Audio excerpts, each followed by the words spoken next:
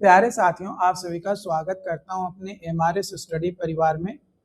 तो डियर, आज की इस वीडियो में मैं यहाँ पे बात करने वाला हूं एक नई अपडेट के बारे में। और जैसा कि आपको पता है कि हम जो है आप लोगों के साथ क्लासेस डिस्कस कर रहे थे, जिसमें हम जो है डिप्लोमा का जो SBTE का पेपर है वो देख रहे थे।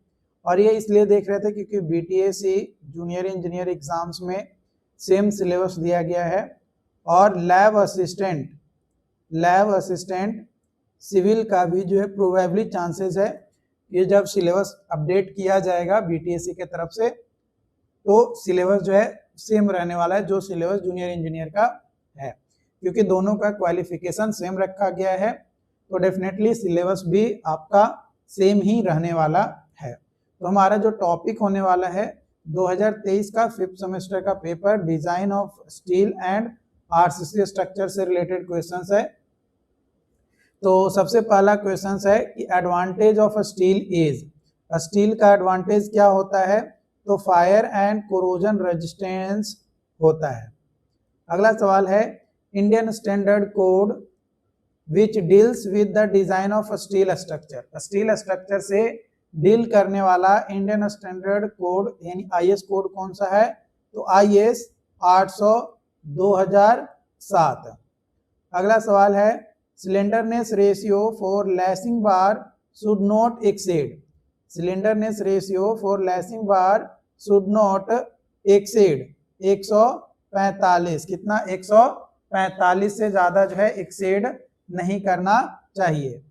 अगला सवाल है partial safety factors for failure in tension by yielding is given by, जो पार्शियल फैक्टर ऑफ सेफ्टी होता है for failure in tension by yielding is given by, तो ये दिया जाता है 1.1। कितना? 1.1।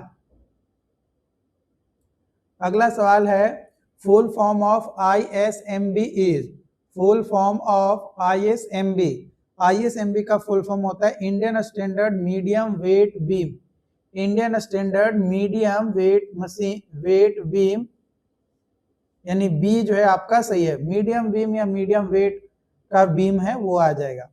अगला सवाल है for laterally supported beam, laterally supported beam के लिए परमिसिबल बेंडिंग स्ट्रेस कितना होगा in tension and compression should not exceed, should not exceed, exceed नहीं करना चाहिए 0.66 F/, A is the right answer. अगला सवाल है minimum grade of concrete, minimum grade of concrete to be used in RCC, RCC में जो minimum grade of concrete हम use करेंगे वो कितना यूज करेंगे? तो M20। कितना? M20। अगला सवाल है maximum strain, the maximum strain in concrete, concrete में जो मैक्सिमम स्ट्रेन है at outer most compression fibre is taken as, किस तरीके से लिया जाता है? तो 0.0035, 0.0035, A is the right answer. अगला सवाल है if actual neutral axis of beam lies above critical neutral axis, तो उस बीम को क्या बोलते हैं? तो under reinforced section, under reinforced section, A is the right answer. अगला सवाल है maximum area of tension reinforcement in beams should not exceed, जो मैक्सिमम एरिया है टेंशन रेनफोर्समेंट का इन बीम शुड नॉट एक्सीड, कितना से एक्सीड नहीं करना चाहिए? तो 4% से ज्यादा एक्सीड नहीं करना चाहिए, B is the right answer. अगला सवाल है shear strength of concrete depends on, shear strength of concrete जो है डिपेंड करता है किसके ऊपर? ग्रेड ऑफ कंक्रीट के ऊपर, किसके ऊपर? ग्रेड ऑफ कंक्रीट के ऊपर। अगला सवाल है spacing of stirrups in a beam, beam में जो स्पेसिंग होगा स्टीरप्स का वो कितना होगा? तो डिक्रीज करेगा नियर सपोर्ट, डिक्रीज करेगा near support, D is the right answer. अगला सवाल है maximum spacing of vertical shear स्टीरअप is, maximum spacing of vertical shear स्टीरअप्स is, तो वो हो जाएगा 0.75D, 0.75D. A is the right answer. अगला सवाल है according to IS 456/2000, according to IS 456/2000 value of design bond stress, value of design bond stress for plain bars shall be increased by fill in the blanks percentage of deformed bar conforming to IS 1786 वो लेकर चलते हैं 60%, कितना 60%। अगला सवाल है according to IS code 456/2000 जो minimum eccentricity होगा लोड जो अप्लाई कर रहे हैं कॉलम पे वो क्या हो जाएगा 20 mm, कितना 20 mm। B is the right answer. अगला सवाल है according to IS 456/2000, according to IS 456/2000 minimum और मैक्सिमम जो परसेंटेज होगा लॉन्गिट्यूडनल रेनफोर्समेंट का इन कॉलम आर रिस्पेक्टिवली, तो वो होगा 0.8 and 6। C is the right answer. अगला सवाल है रेनफोर्स्ड कंक्रीट कॉलम जिसका साइज जो है 400 गुने 400 mm है और डायमीटर जो है लॉन्गिट्यूडनल बार का 20 mm है, तो जो पिच होगा लैटरल टाइज का इन सच केस वो कितना होगा, तो वो हो जाएगा 300 mm। C is the right answer. अगला सवाल है जो डायमीटर है लॉन्गिट्यूडनल बार का RCC कॉलम में should not be less than, कितना से कम नहीं होना चाहिए, तो 12 mm से कम नहीं होना चाहिए। अगला सवाल है effective length of column, effective length of column for one end fixed and other end free is, one end fixed and other end free is, तो ये होता है 2L, कितना 2L। B is the right answer. अगला सवाल है a column may be classified on criteria, a column may be classified on criteria such as shape of cross section, slenderness ratio or type of loading, all of the above। D is the right answer। Next आगे की ओर हम बढ़ते हैं। 2023 का paper है 5th semester का civil engineering का, precast and pre stressed concrete से रिलेटेड क्वेश्चंस हम देखने वाले हैं। तो सबसे पहला क्वेश्चन है what is the key advantage of, what is the key advantage of precast concrete member, precast concrete member, तो इसका होता है enhanced quality control, quality control को इनहैंस करना। C is the right answer.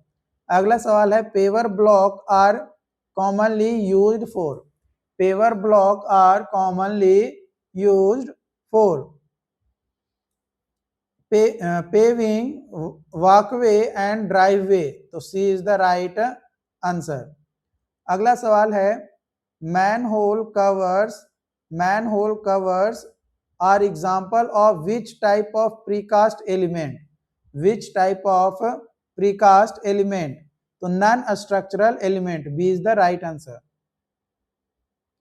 अगला सवाल है which structural precast element is use to create passage for water flow under road और रेलवे, रोड और रेलवे में जो क्रिएट करते हैं पैसेज फॉर वाटर फ्लो के लिए, तो उसे बोला जाता है बॉक्स कलवर्ट। क्या बोला जाता है, box culvert. Is the right answer. अगला सवाल है modular grid refers to, modular grid refers to, तो ये रेफर्स करता है आपका arrangement of modular unit in a building. B is the right answer. अगला सवाल है classification of prefab system is based on, classification of prefab system is based on, तो ये बेस्ड होता है आपका structural scheme and design consideration के ऊपर।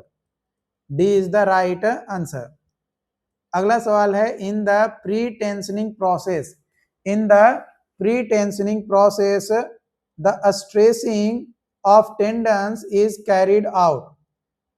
The stressing of tendons is carried out.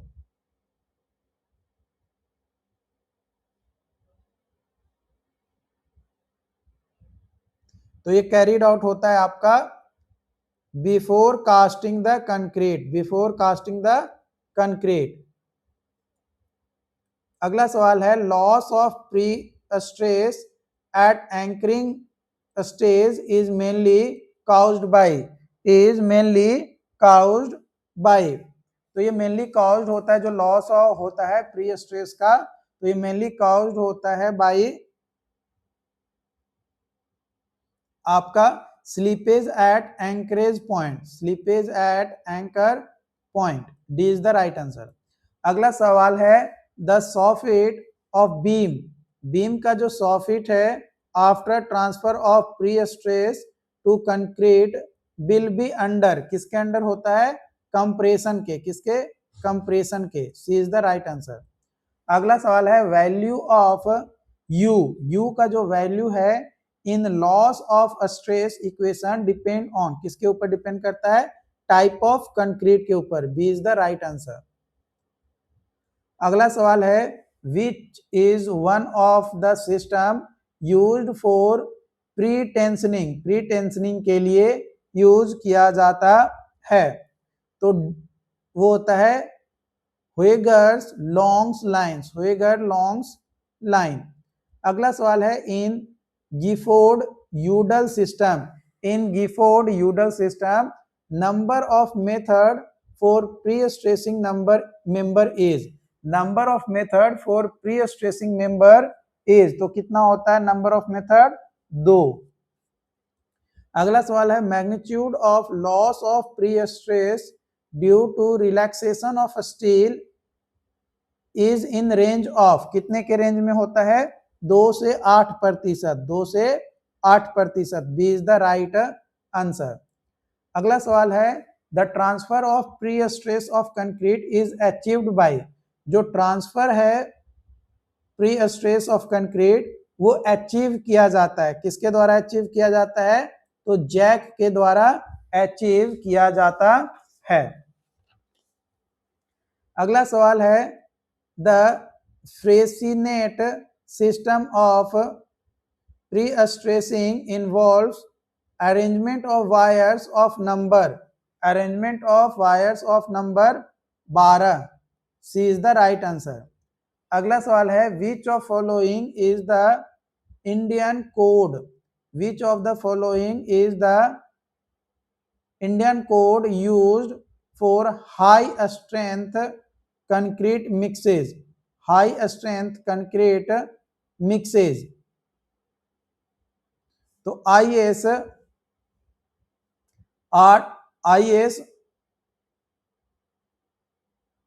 10,262, IS 10,262, यहाँ पे 63 है तो ये ले सकते हो, लेकिन 262 जो है हमारा एग्जैक्टली कैरेक्टर होता है। अगला है the shrinkage of concrete is influenced by, the shrinkage of concrete is influenced by types of cement, A is the right answer। अगला सवाल है creep strain, creep strain, creep strain जो है ये आपका होता है काउज किया जाता है by dead load only, caused by dead load only. अगला सवाल है structure of pre stressed concrete are less liable to, less liable to cracks, D is the right answer. अगला सवाल है जो अल्टीमेट स्ट्रेंथ होता है स्टील का यूज किया जाता है for pre stressing is nearly, nearly कितना होता है 1500 न्यूटन पर mm², D is the right answer. तो इस तरीके से हमने जो है टोटल जो क्वेश्चंस था वो हमने जो है डिस्कस किया, जो डिजाइन ऑफ स्ट्रक्चर से रिलेटेड क्वेश्चंस थे। देखो जब तक आप प्रैक्टिस नहीं करोगे, जब तक चीजों को आप नोट नहीं करोगे, तब तक चीजें आपके लिए जो है जितना स्मूथ आप समझते हो या सोचते हो उतना स्मूथ आपका जो है नहीं होने वाला है। तो आपको थोड़ा सा मेहनत करने की जरूरत है, थोड़ा सा आपको आगे बढ़ने की जरूरत है। और अगर आपको नोट्स चाहिए तो नोट्स जो है आपको कहां पे मिलेगा, एमआरएस स्टडी ऑफिशियल करके प्ले स्टोर पे एप्लीकेशंस मिल जाएगा, उस प्ले स्टोर को डाउनलोड करिएगा। प्ले स्टोर पे आप ऐप को डाउनलोड करिए। डाउनलोड करने के बाद बीटीएससी जूनियर इंजीनियर 2026 के नाम से क्लासेस मिलेगा। उसके अंतर्गत एसबीटी का एक फोल्डर आएगा, उसके अंतर्गत इसका सॉल्यूशन और वीडियो लेक्चर्स दोनों ही जो है वहां पे आपको देखने को मिल जाएगा। आई होप कि ये पॉइंट्स आपको समझ में आया हो।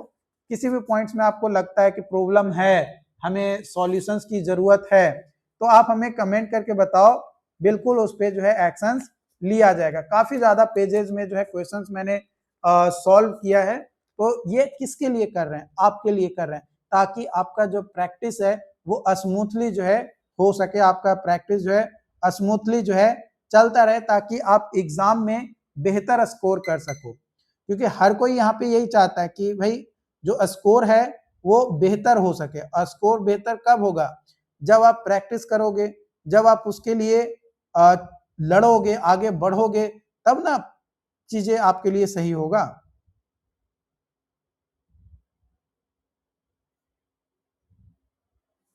ठीक है, तो आप हमें बताइएगा जो भी आपका डाउट्स होगा अगर होता है तो।